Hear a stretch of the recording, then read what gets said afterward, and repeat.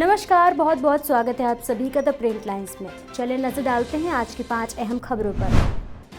प्रधानमंत्री नरेंद्र मोदी ने 20,140 करोड़ रुपए की लागत से 20 विकास परियोजनाओं का उद्घाटन किया। तमिलनाडु के तिरुचिरापल्ली में आयोजित इस सार्वजनिक कार्यक्रम के दौरान नागरिक उड्डयन मंत्री ज्योतिरादित्य सिंधिया और तमिलनाडु के सीएम एम.के. स्टालिन द्वारा पीएम नरेंद्र मोदी का अभिनंदन किया गया। Last few weeks of 2023 were difficult for many people in Tamil Nadu. We lost many of our fellow citizens due to heavy rains. There has also been significant loss of property. I was deeply moved at the condition of the affected families. The central government stands with the people of Tamil Nadu in this time of crisis. We are providing every possible support to the state government. Further, just a few days ago, we lost Thiru Vijaykant जी। उत्तर प्रदेश के मुख्यमंत्री योगी आदित्यनाथ ने अयोध्या में राम मंदिर की प्रतिष्ठा से पहले 22 जनवरी को होने वाली भगवान राम की प्राण प्रतिष्ठा की तैयारियों की समीक्षा के लिए आज लखनऊ में एक बैठक बुलाई। अयोध्या प्रभारी मंत्री सूर्य प्रताप शाही भी बैठक में उपस्थित रहे। इस दौरान सीएम योगी ने अधिकारियों को कई बड़े निर्देश दिए। हिट एंड रन मामलों पर नए कानून के खिलाफ ट्रक ड्राइवरों के विरोध प्रदर्शन पर केंद्रीय मंत्री जनरल वीके सिंह का बयान सामने आया है। उन्होंने क्या कुछ कहा, सुनिए।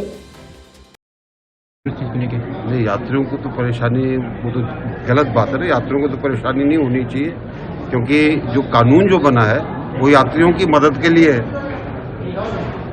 हिट एंड रन का कानून है। हिट एंड रन के कानून में क्या दिक्कत है?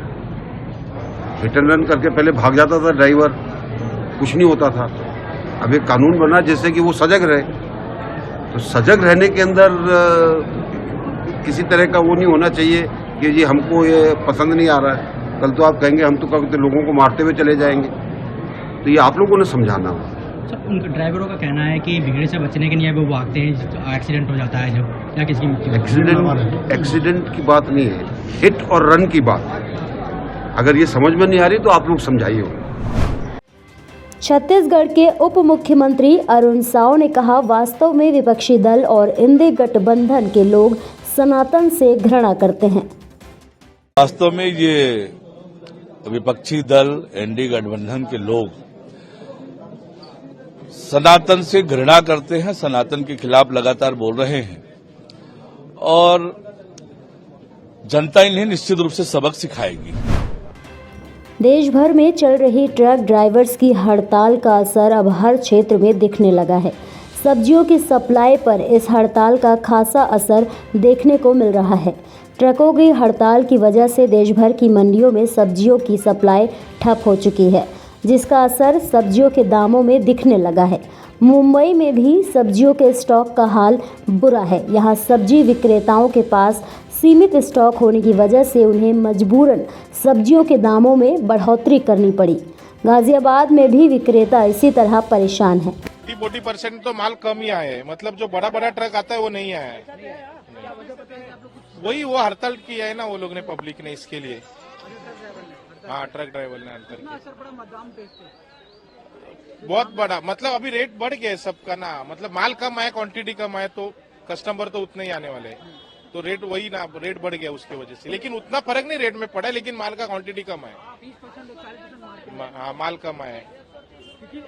बड़ा बड़ा ट्रक आया ही नहीं है, मतलब जो आता है छोटा छोटा गाड़ी में माल लेके आते वही लेके आए माल। अब इनका हड़ताल और भी लगातार दूसरा दिन है, क्या इसका असर और अभी सोचना मांगता है, लेकिन इसमें गाड़ी वाले का भी नुकसान होने वाला है, क्योंकि कोई कुछ जानबूझ के भी करेगा तो भी गाड़ी वाले को ही मरने का है, और ऐसा भी किसका गलती निकलते, गाड़ी वाले का ही निकलते। मतलब आपको कहना है कि सरकार इस कानून पे फिर विचार करे? सोचना ही पड़ेगा, क्योंकि नॉर्मल आदमी भी बीच में है, भाग गया तो पब्लिक कोई ड्राइवर को ही तकलीफ है। कोई मानता है क्या ड्राइवर का गलती नहीं है? गलती रहेगा, नहीं रहेगा तो भी ड्राइवर को ही पकड़ते हैं। ऐसे ही और भी अहम खबरों को देखने के लिए बने रहिए द प्रिंट लाइन्स के साथ।